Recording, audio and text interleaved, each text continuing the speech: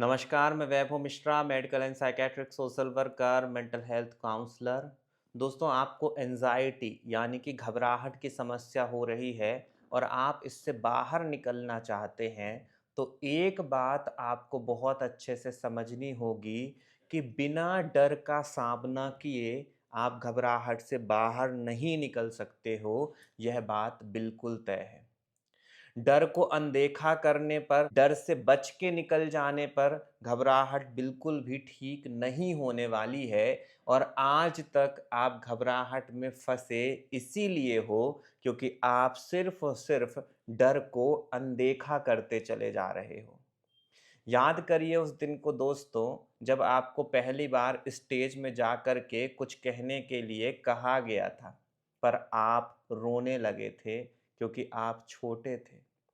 बाद में आपको फिर कई बार अवसर मिले स्टेज में जा कर के कुछ कहने को, अपनी बात रखने को, पर आप डर के चलते हमेशा भागते रहे।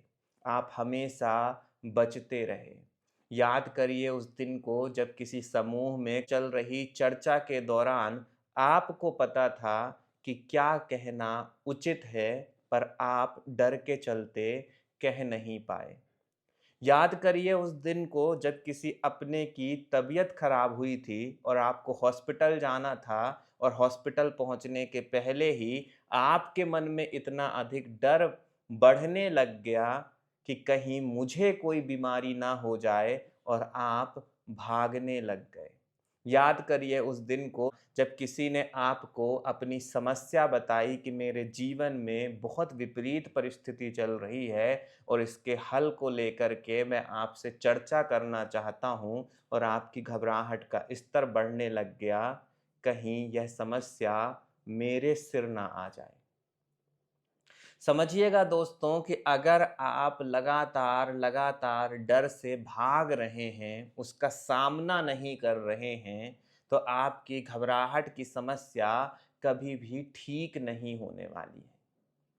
आपको यह बात समझनी होगी कि डर का सामना करने पर ही आप घबराहट से बाहर निकल सकते हो।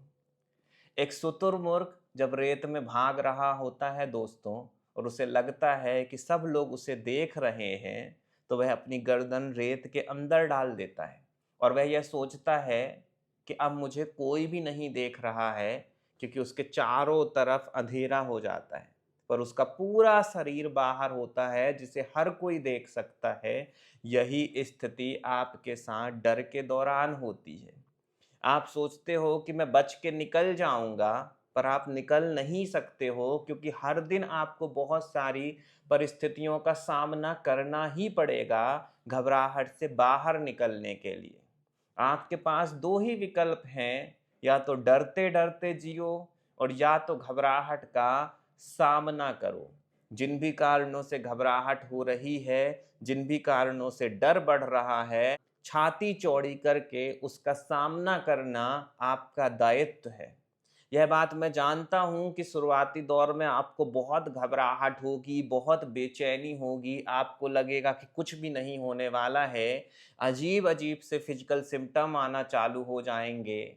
पर ध्यान रखो दोस्तों कि डर के आगे ही जीत होती है।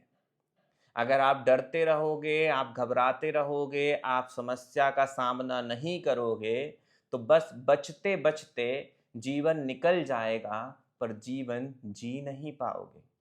जीवन को जीने के लिए बहुत ज़रूरी है कि जो भी चीज़ आपको डराए, आप बोलो कि मैं इसका सामना करूँगा। ध्यान रखिएगा दोस्तों कि बाहर कोई भी डर नहीं होता है।